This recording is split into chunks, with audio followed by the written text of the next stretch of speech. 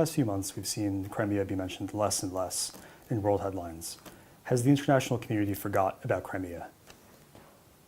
For me, it's actually the other way around, because 2015 was a year where the main priority has been put on Donbass, on what had been going in and around Donbass, partly because of break of electricity supply, but partly definitely because of our joint efforts, and I mean really joint efforts, in getting back the issue of Crimea, the issue of temporary occupation, to the agenda of the European Union, and we had great resolution of the European Parliament, and I am very grateful for everyone who supported this resolution.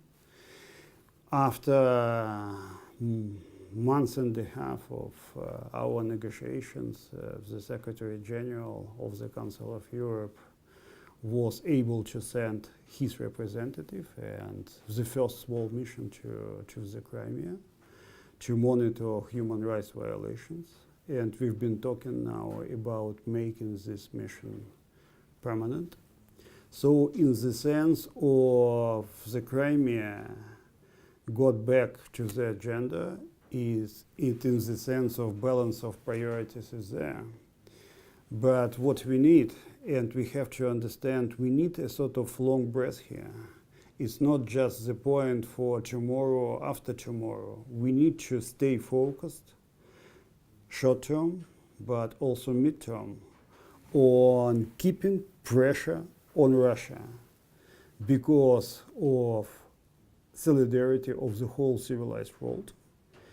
It was exactly 2 years ago when Russia got itself out of the normal space of civilized countries, because Russia broke all kinds of commitments, legally binding commitments and political commitments, like the famous Budapest Memorandum.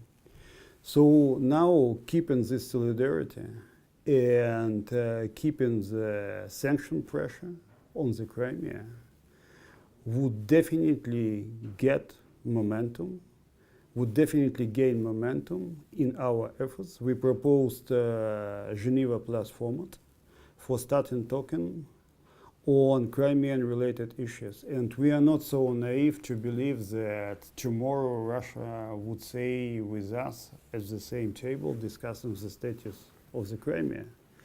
But we have a number of critically pressing issues: human rights violations, situation on the ground, the issues of environment, ecology, navigation rights, control for air and sea space. So we need to discuss these issues. But my point is that under the temporary occupation of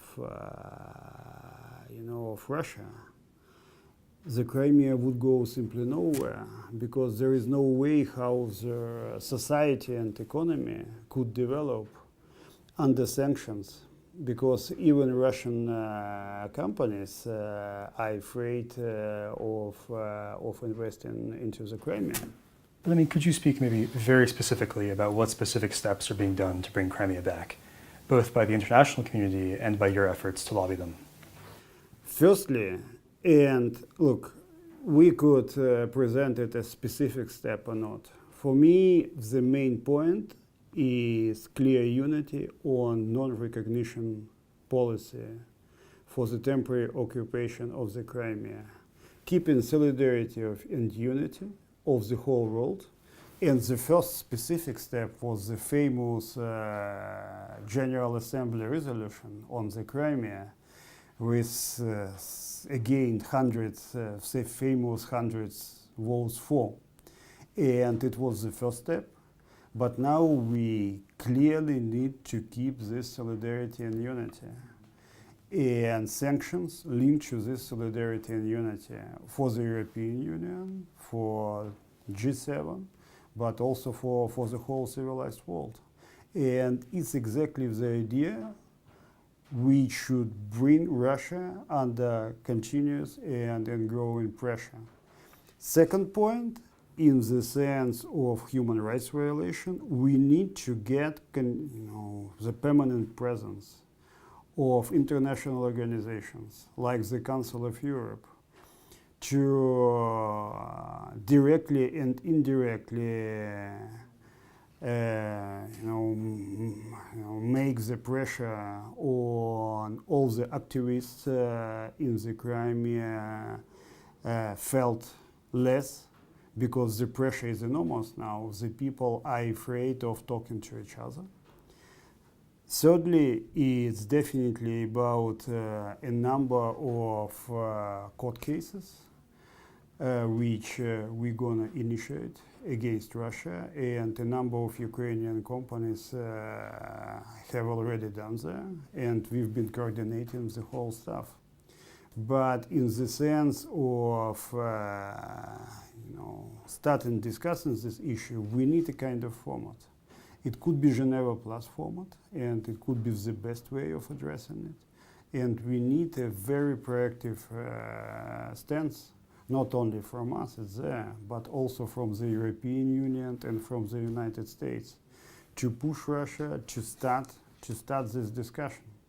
And it seems that every time the EU Crimea sanctions go up for debate in the European Union, the group of people arguing that they should not be renewed, their voices get louder. No. Let's not confuse two sets of sanctions. One set of sanctions related to the temporary occupation of the Crimea. Nobody, literally nobody, put this set of sanctions under question, because it's about breaking the legal commitments by Russia. But there is another set of sanctions linked to the Minsk process and linked to what has been going on in Donbass. And there is a track of Minsk agreement and very clear link to the full implementation of Minsk agreements by Russia. If Russia, it's not the case now, implements the Minsk agreement, there will be easing up or lifting sanctions by the European Union, but it does not have any reference to the Crimea. Sure. And what's being done specifically to protect the Crimean Tatars from ongoing repression by the Russian Federation? It's, again, bringing the case of the Crimean Tatars to all international organizations and to many formats. I personally been with Mustafa Jamili for Ifat Chubayev in many important events. They are continuously present, as well as the case for the Crimean Tatars, in the Council of Europe, in the OSCE, in the Human Rights Council, of course in New York, and of course in key countries. And we've been trying also to have a sort of clear environment in all our embassies in order to bring the Crimean Tatar case to everyone, in the sense of showing the famous movie Hantarma, in the sense of bringing Crimean Tatars culture, in the sense of bringing history to everyone. Because the Russian case is about claiming the legacy, historical legacy of the Crimea to Russia, saying, look, Crimea is a part of Russia, it's an indispensable part of Russia, but the Crimean Tatars were in the Crimea for centuries. It's their land. They understand everything about Crimea, and they feel Crimea, and the Russians came to the Crimea only at the end of the 18th century, and it's not about separating history and trying to understand who is there in what time, but it's about legacy and the right of the Crimean Tatars to own their land. This past week, we saw a number of documents declassified showing the deliberations among top Ukrainian leaders during the initial invasion of Crimea, sorry. At the end of the meeting, they took a vote. If you had been foreign minister at that time, which way would you have voted? Look, I can't consider or perceive the whole story back. It's not possible. It was completely different time in the sense of emotional pressure, in the sense of understanding events unfolding. So my point, and I'm a sort of fighter, you know, and for me what Mr. Turchinov said during this meeting is exactly the right course. But I can't blame someone, or I can't consider someone as not, you know, patriotic enough, so to say, because they said that or this in this session. So you should be there in a concrete moment of history.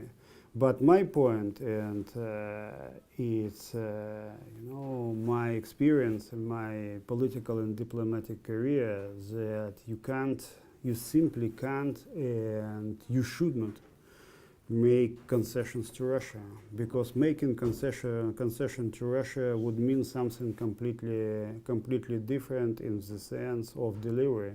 So it will be forgotten in 1 second and blown off, and you start from the very beginning. So my point, no concessions. I think that's all we have time for. Thank you so much. Thanks a lot. It was a pleasure. Good, thank you.